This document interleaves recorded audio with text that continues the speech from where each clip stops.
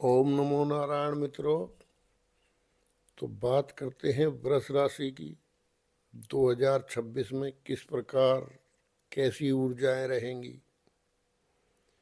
मन यानी चंद्रमा, और जब मन की सत्ता अपने पूरे बलाबल से काम करती है उसको कहते हैं वृष राशि। इस राशि वालों को जितना मैंने भीतर तक कुरेदा है, शायद गहराइयाँ तो ख़त्म नहीं हुई लेकिन काफ़ी गहराई में मैंने जाके कुरेदा है इन लोगों को। चंद्रमा मन है और मन की आसक्ति बड़ी अच्छी तरह ऋषियों ने समझाया है कि रोहिणी की और चंद्रमा की कथा में, वो आपको मैं पहले बहुत बार सुना चुका हूँ। लेकिन चंद्रमा है ही ऐसा भाई, इसको तो मेंटेनेंस की, इसको साथ की जरूरत है। ज्योतिष विद्या के जो छात्र हैं वो समझ लें कि चंद्रमा के आगे कौन सा ग्रह है, चंद्रमा के पीछे कौन सा ग्रह है। चंद्रमा कहीं अकेला तो नहीं है। अकेला चंद्रमा गड़बड़ हो जाता है। यहाँ मैं योग नहीं बताऊंगा क्योंकि मेरी पहले ही बहुत वीडियो लंबी हो जाती है, और वृष राशि की तो वीडियो मैं 10 घंटे की भी डाल दूंगा तो थोड़ी रहेगी, क्योंकि जिससे सारी आसक्तियां, चंद्रमा का इंद्रियों से सीधा संबंध है। इंद्रियों को भोग विलास में प्रवृत्त करने वाला चंद्रमा ही है। खैर, तो इतना प्रबल चंद्रमा कुछ ज्यादा ही अच्छा हो जाता है और अति हर चीज की बुरी रहती है।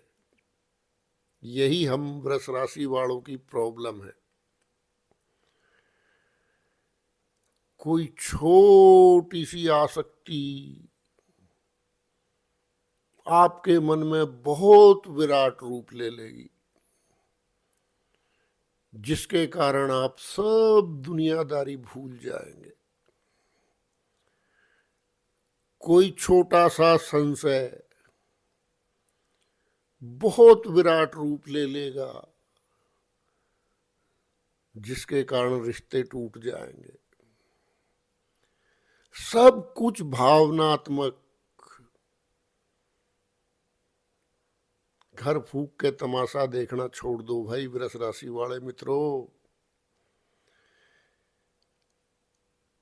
मैं जानता हूं, ऋषियों ने भी बताया है, वो करेक्ट बैठता है। आलस करे तो वो ऐसा करे कि जड़ हो जाए, हिलके ही ना दे, देखा जाएगा।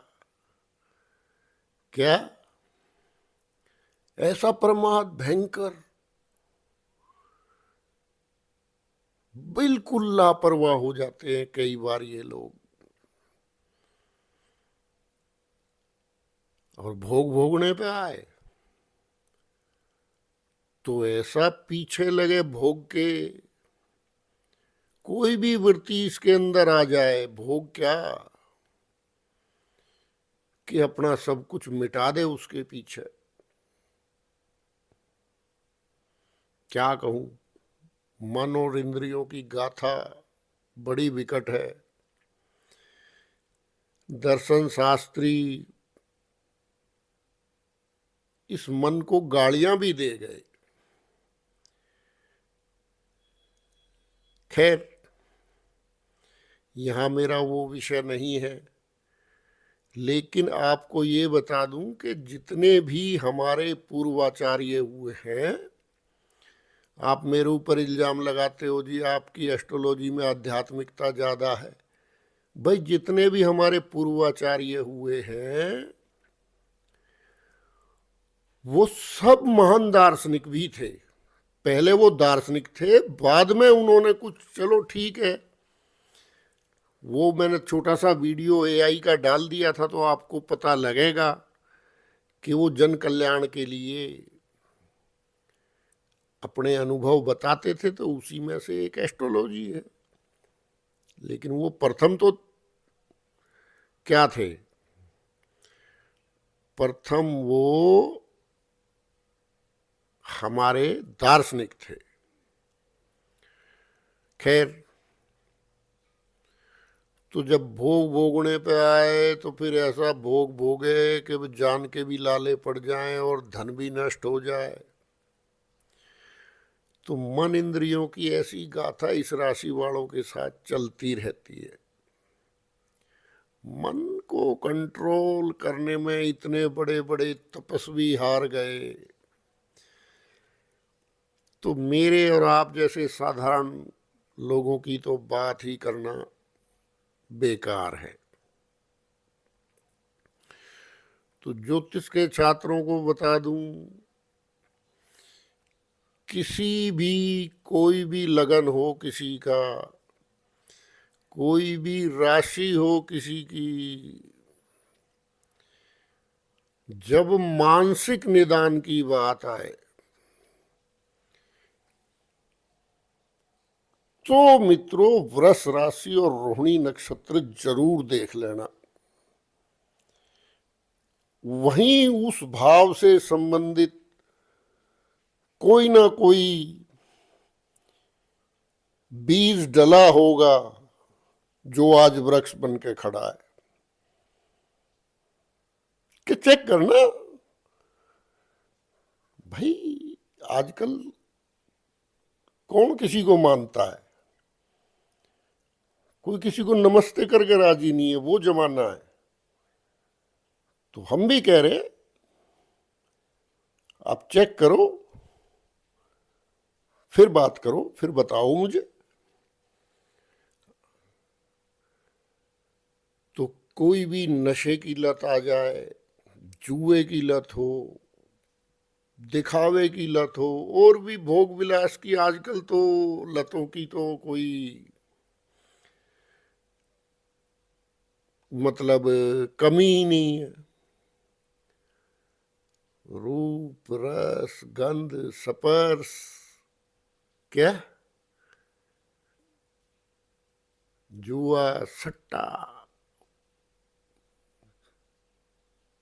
नशा, ये चंद्रमा पागलपन की हद तक जाता है। कहते हैं कि अमावस्या को और पूर्णिमा को पागल खानों में बड़ा अशांत माहौल रहता है। सब मन के खेल है। तो प्रेम भाव में आए तो इतना प्रेम भाव में आए, इतना भावुक हो जाए कि अपना सब कुछ लुटा दे। तो इस राशि वाले लोगों का सबसे ज्यादा फायदा उठाया जाता है। सबसे ज्यादा फायदा अगर किसी राशि का उठाया जाता है तो वृष वालों का उठाया जाता है, चालाक लोगों के द्वारा। जैसे मैं, फिर आप कहोगे कि जी ये तो सब पे लागू होता है, लेकिन वो आदमी एक ठोकर खाएगा, दो ठोकर खाएगा, तीसरी ठोकर खा भी गया तो वो संभल जाएगा, जो कोई अन्य चंद्रमा की स्थिति इस प्रकार ना हो तो। और यदि वृष राशि वाला है, वो 10 बार ठोकरें खाएगा, कोई गारंटी नहीं है कि ठोकरें खा के भी संभल जाए। उसको वही आदमी फिर प्रेम से थोड़ा सा बोलेगा तो वो उसके चक्कर में फंस जाएगा। ये इनकी नियति है, ये इनकी कहानी है। तो 10 ठोकरें खा के भी ये आदमी सीख जाए तो मैं तो उसको बहुत अच्छा मानता हूं। कुछ नियति ऐसी है, अनुकूलता एकदम से आएगी इनके पास। चंद्रमा है ना, और आएगी। अब ये यूज टू हो जाएंगे अनुकूलता के। प्रतिकूलता में, जरा सी प्रतिकूलता में फिर ये कुमलाने लगते हैं। तो यह साधारण कुछ नहीं है, ये राशि ऐसी है। तो थोड़ा सा आपको समझाना था। आपको मित्रों दुनियादारी को देखना पड़ेगा,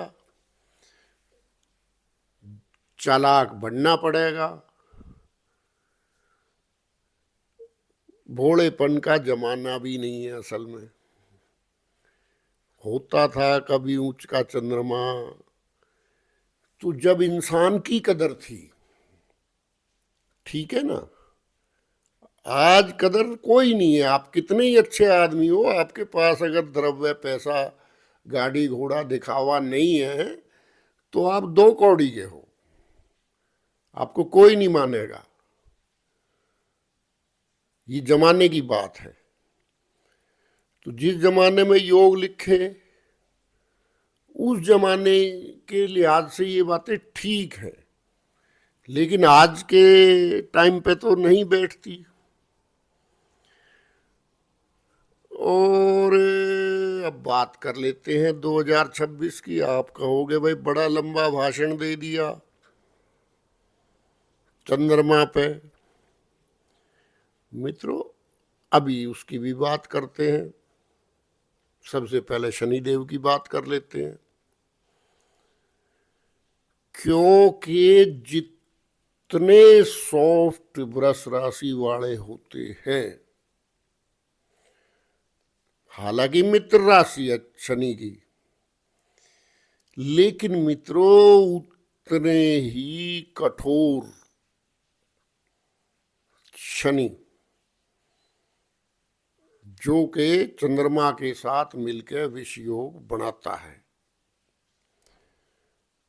अब वृष राशि है तो मित्रता धरी रह गई। मित्रता शुक्र के साथ है, ठीक। तो इस बहम में मत रहना। दूसरा, किसी भी तरह से, चाहे चंद्रमा से या चंद्रमा के नक्षत्र को यदि शनि प्रभावित करता है, क्योंकि देखो शनि का जो शुक्र का पार्ट था, शनि आपका भाग्येश है, तो पहले भाग्य भवन में गया, फिर आपके 10वें भाव में आया। यदि कोई और दोष मेजर कुंडली में नहीं है तो फिर अच्छे ही परिणाम इसने दिए होंगे। अब ये 11वें में है, लाभ के हिसाब से ठीक है, लाभ आपको होता रहेगा, लेकिन आपकी एक जो मानसिक जो भावुकता है, मानसिक जो एक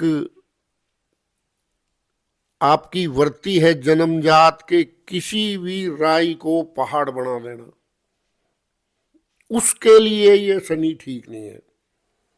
अन्य विषयों में कहा है कि आजकल लोग धन की बात कर रहे हैं ना सब, तो एस्ट्रोलॉजी में गहराई में जाएगा कौन? बात ये है ना, अब हमारे जैसा जाता है तो हमारे ऊपर इल्जाम लगता है कि भाई टाइम पे वीडियो नहीं आते। भाई मैं वीडियो ही बनाता रहूंगा। भाई 7-8 साल में मेरे साथ इतने मित्र जुड़ गए कि मेरे को उनका डीपली जो अनुसंधान है वो करने में ही बहुत टाइम लगता है। तो मैं नए एस्ट्रोलॉजरों को भी समझा रहा हूं, जैसा आजकल चल रहा है कि उल जलूल कुछ भी बककर 10 ग्राहक ले आए, फिर अगले वीडियो के लिए उल जलूल सोच लिया। जो ज्योतिष के छात्र हैं उनके लिए बता रहा हूं, उससे बेस्ट है आप गहनता से काम करो, अगले की कुंडली के अंदर घुस जाओ। तो आप वो इंसान अपने आप को नहीं जानता, वो अपनी नियति नहीं जानता, इसीलिए आपके पास आया है। उसको उसकी नियति से परिचित कराओ कि भाई तेरी ये नियति है रे, यहां कंट्रोल कर तू, बाकी तो देखा जाएगा। सब देवता लोग हैं, ग्रह मान जाते हैं, नहीं मानता है तो ये एक मन, काम क्रोध लोभ मोह अहंकार लिप्सा आसक्ति, ये सब चंद्रमा के विषय हैं, क्योंकि इंद्रियों से इसी का संयोग होता है मित्रों। अब आप समझ गए होंगे कि एस्ट्रोलॉजी में अध्यात्म की कितनी महत्वपूर्ण भूमिका है। खैर, तो अब क्या होगा कि 2 साल बाद शनि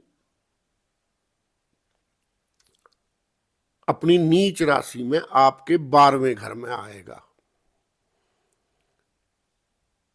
अब लापरवाह तो तुम हो ही, लाभ में भी शनि धन के मामले में ठीक रहेगा जहां तक मेरा विचार है। तो उस 2 साल की तैयारी करनी है, क्योंकि हम तो एस्ट्रोलॉजर है ना। एस्ट्रोलॉजर का काम क्या है? भविष्य में झांकना। अब भविष्य में झांकने का ये मतलब थोड़ी है कि भाई थोड़ा सा कुछ ये हो गया तो घोषणा कर दीजिए परमाणु युद्ध हो जाएगा, ये हो जाएगा, दुनिया खत्म हो जाएगी। फिर छोटा मोटा अब ये लड़ाइयां चलती रहती हैं जगत में। जैसे मंगल के वीडियो में आपको बता दिया था, भाई पुलिस फौज बिजी रहेगी, और भैया सावधानी हटी तो दुर्घटना घटी, तो दुर्घटना घट गई। इसमें कौन सा पीएचडी करनी है? ग्रह गुण स्वभाव के अनुसार पता लग जाता है कि भाई कौन सा ग्रह आकाश मंडल में किस ऊर्जा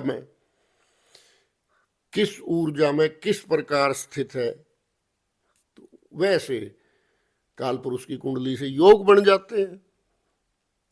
कोई बहुत बड़ी बात नहीं है, छोटी सी बात है। 5वीं क्लास का बच्चा जैसे होता है प्राइमरी, तो एस्ट्रोलॉजर प्राइमरी एस्ट्रोलॉजी है ये।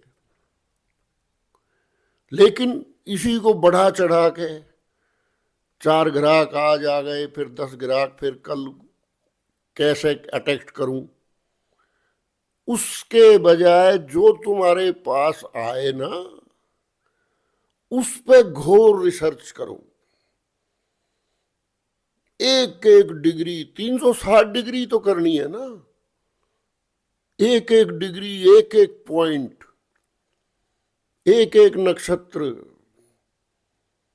एक एक दशा, एक एक सूक्ष्म दशा, काम करो। फिर गोचर, तब जाके आपका फलादेश कुछ बैठता है। ठीक है ना? ये एआई का काम नहीं है भाई। क्यों? कि जो जातक है उसकी वृत्तियों पे भी बहुत कुछ डिपेंड करता है। एआई तो सुना देगा अपने फीड किए हुए, अब फीड किए हुए इनके हैं जिनको रोज 10 नए ग्राहक चाहिए, क्योंकि पुराना तो दोबारा इनके पास आएगा नहीं। आया समझ में? इसलिए ज्यादा तहलका मचाते हैं। ठीक, तो एस्ट्रोलॉजी के छात्रों के लिए इतना ही। तो शनि की दृष्टि रहेगी आपकी राशि पे, वृष पे।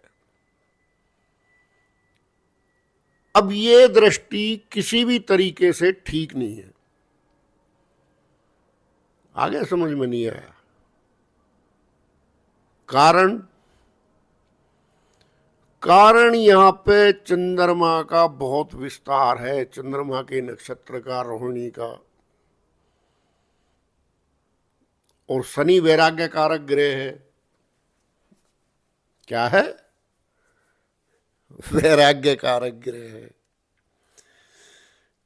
और ये दुनियादारी का है पूरा सिस्टम।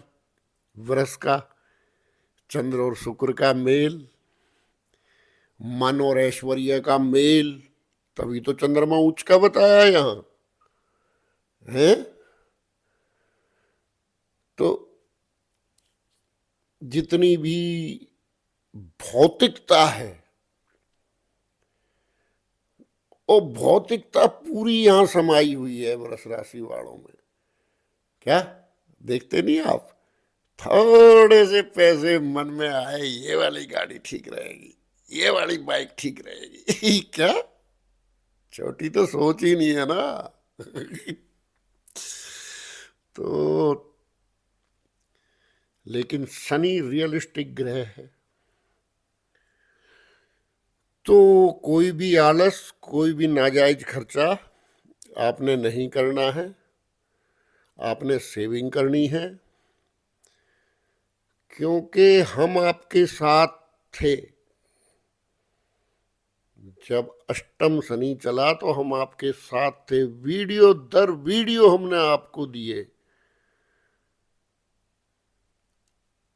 अब जब फिर आपकी ये, वो तो ढैया थी,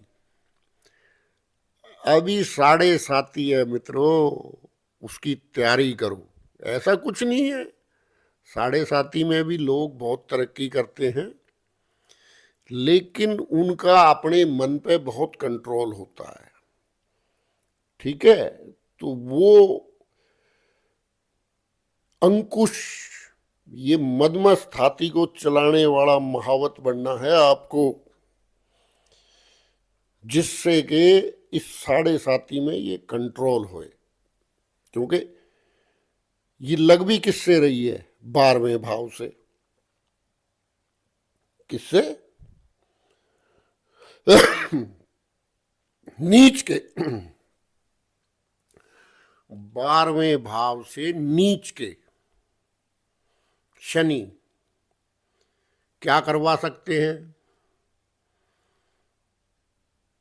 ये तो पूरा राम नाम सत्य का भाव है, इससे आगे तो कुछ है ही नहीं। 2 साल बाद की बात कर रहा हूं। तो अगर आज से तैयारी करोगे शुरू, जो कोई ऐसी चीज है जो आपकी सेहत में नुकसान दे सकती है, या आपको किसी अन्य तरह से, और कोई आपने ऐसा नवाबी शौक पाल लिया है,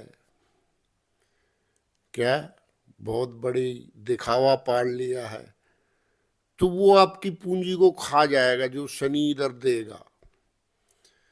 और बाद में फिर वो जब ढैया पे आएगा, साढ़े साती पे आएगा, तो आपको समस्या होएगी। तो थोड़ा सा अपना हर चीज को, डोंगरे बाबा कहते थे, जो क्षण और कण, इनको बचाने की कला जानता है वही संत है। तो अब आपको संत बनना पड़ेगा। क्षण और कण को बचाने की कला आपको आनी चाहिए। कारण है, कारण साफ है भाई, ये 2 नंबर और 6 नंबर। क्या? 2 नंबर और 6 नंबर, 6 नंबर को बिल्कुल सीधा सप्तम दृष्टि से प्रभावित करेगा। तो वहां भी चंद्रमा का नक्षत्र है। ठीक, जो डीप कैलकुलेशन है वो आप निकाल लेना एआई से, या निकलवा लेना किसी अपने आचार्य से। लेकिन दोनों चंद्र नक्षत्रों को एक साथ प्रभावित कर दे, उसका नाम शनि है। एक दृष्टि आ गई 2 नंबर पे, एक दृष्टि आ गई 6 नंबर पे, सप्तम दृष्टि, वहां भी चंद्रमा का नक्षत्र हस्त पड़ता है और इसमें रोहिणी पड़ता है। और 10वीं दृष्टि इसकी पड़ेगी मित्रों आपके अष्टम भाव पे। अब देगा क्या ये? जो आपके चंद्रमा पे 2 नंबर पे दृष्टि है उससे आपको आलस्य देगा, ठीक है। पंचम भाव, पंचम भाव पे जब शनि की दृष्टि पड़ती है या किसी भी तरह से संबंध शनि का होता है तो कई दफा ये क्या करता है कि आपके पूर्व जन्म के कर्म भी उजागर कर देता है। तो पूर्व जन्म के अच्छे और बुरे दोनों कर्म होते हैं, लेकिन इंसान तो क्या है, इंसान है तो जाहिर है उसके कर्म कुछ ठीक ही रहे होंगे जो इंसान है, लेकिन कुछ अच्छे और कुछ बुरे का मिक्स आपके पास एक होगा पात्र में, सिस्टम। तो ध्यान रखें, यहां भी चंद्रमा का नक्षत्र है तो आलस करोगे तो सीधा वो 2 जगह काम करेगी दृष्टि। अष्टम भाव, पेट, नाभि, क्या, और उससे नीचे का अंग, उसका तो मालिक ही शनि है, पूरा तलवों तक। तो कोई ना कोई बीमारी, कोई ना कोई तकलीफ आपको इस स्तर तक हो जाएगी। तो अपना खान पान का और व्यायाम का ध्यान रखें शनि की दृष्टि में। ये मैंने आपको सदा समझाया है, एक बार फिर समझा रहा हूं। दूसरा, ये आपकी जो संतान है उनसे भी थोड़ा सा वैचारिक मतभेद दे सकता है। मैं फिर कह रहा हूं, धन के मामले में ये ठीक है, बस केवल धन के लाभ के मामले में ठीक है। बाकी कई मामलों में इस शनि की दृष्टि अभी से ही ठीक नहीं है, तो अगली 7.5 की तैयारी करो ना भाई। तो राहु और केतु, तो केतु और राहु आपके 4th हाउस में केतु चल रहा है और 10th हाउस में राहु चल रहा है। तो ये राहु आपको गजब की सफलताएं दे सकता है, ये पॉजिटिव पक्ष है। ये 1-2-4 दिन में अपने नक्षत्र में भी आ जाएगा। तो अपना अनुभव करो जब से राहु आया है 10th भाव में, भाई कैसा क्या है सिस्टम इसका, कैसी एनर्जी दे रहा है, कैसे लोगों से मिलवा रहा है। डिप्लोमेटिक ग्रह है ना, लेकिन क्या है कि राहु वालों के सामने चंद्रमा वालों का गण कमजोर पड़ जाता है, क्योंकि वो उस चीज का भी आपने ध्यान रखना है। तो ठीक है मित्रों, मेरा भी पानी आ गया था, मोटर बंदी कर दी थी, फिर मैंने अब भर लें अपना पानी भी भरते हैं, क्या करें। ओम नमो नारायण।